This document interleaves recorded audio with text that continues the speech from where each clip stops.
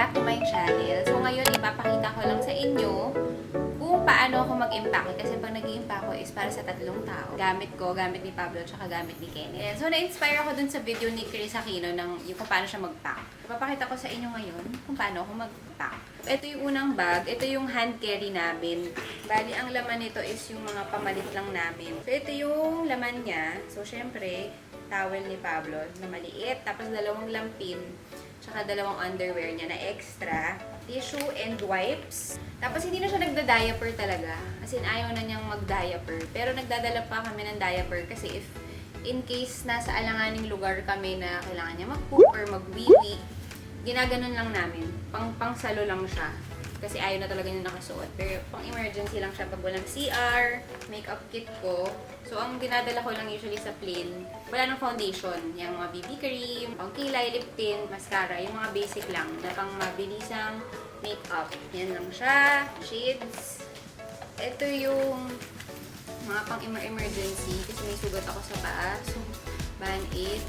Tapos, mask ni Pablo. In case kailangan niya na ng face mask. Tapos, ayan, full fever niya. Pang emergency.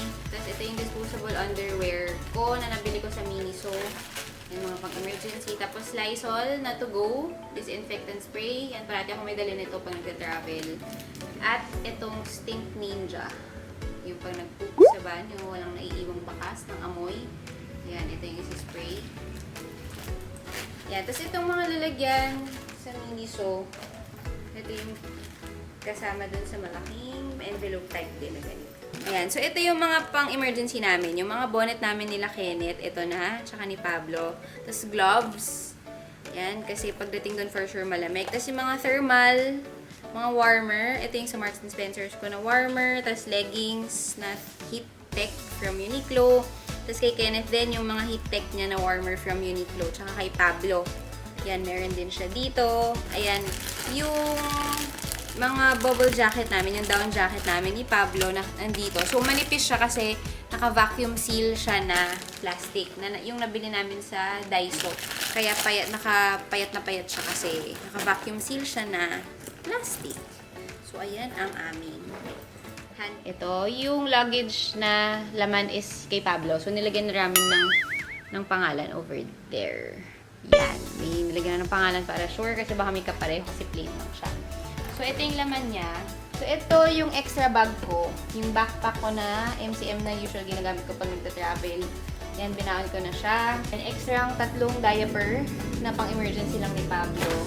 Tapos, ito nabili ko to sa Daiso. So, nilalagay siya sa stroller na pag may extra na gamit. Tapos, ito yung nabili namin dati sa Japan na pang blood pressure. Yan, pang emergency. Hindi ko pa nailalagay dito yung kanyang nebulizer kasi gagamitin pa mamaya. Pero ito na yung mga salinase niya pang nebulizer, tapos vitamins, mga pang emergency niya na gamot in case. Thermometer, yung salinase na nilalagay sa ilong. Tapos yan, cool fever and anti-mosquito patch. Tapos ito yung toiletries ni Pablo. Yung soap, scrub, brush, and toothpaste. Shampoo ni Kenneth andito. Tapos, ayan lang. Kung napapansin niyo yung clothes niya, dalawa yung plastic. So, ito, dito nakalagay yung kanyang mga panglakad. So, nandito yung mga jacket, long sleeves pants, shirts. Yan, yung mga sweater niya, jogging pants. Yan, nandito sa isang lalagyan para alam ko kung nasan yung mga panglakad niya. Tapos, nandito naman sa kabila is lahat ng pajama. Ayan, mga pajama niya, bonnet, thermal, yung mga heat-tech niya. Nandito lahat yan from Uniqlo. Tapos, mga lampin na extra, socks, extra gloves niya, nandito din. Tapos, mga underwear niya. Yan, nandito. Para hindi siya halo-halo. Madaling maghanap. Yung dalawa niyang jacket na makapal, naka-vacuum seal din na plastic, so manipis lang siya. Kaya mas maluwag pa yung luggage. Yan. So, ito yung mga gamit ni Pablo. Yan. Tapos, ito naman next is yung luggage ni Kenneth. Ito na siya. So, bilang si Kenneth ay walang masyadong big bit. Ayan. Ito lang yung laman ng luggage niya. Pero hindi ko sure baka may madagdag pa kasi hindi pa naman kami ng final check. Ito yung laman. Ito yung backpack ni Pablo. So, just in case kailangan namin ng bibit-bitin. Nagamit niya. Dinala ko na rin siya. Tapos ito yung cash ng gatas ni Pablo. Ito siya. Ito din. Yan. O, sige. Ito din. Sige. O, sit down ka dyan. Para sa show natin. Yan. Ito yung headphone ko.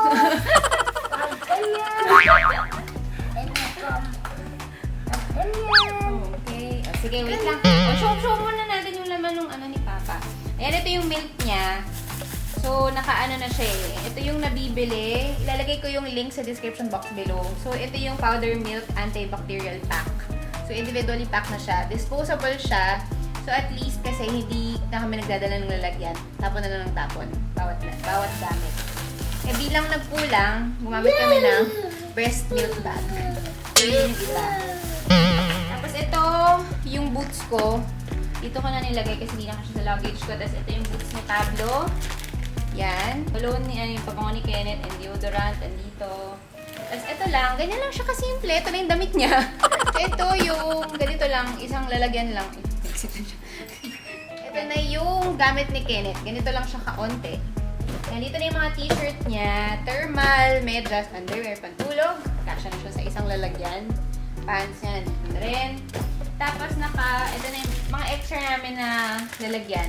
Just in case. Nagdala na kami ng vacuum seal storage bag.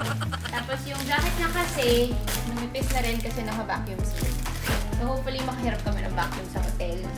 Para pag uwi namin, ganyan pa rin yung tapos ito naman yung gamit ko. Luggage. Sa may zipper niya.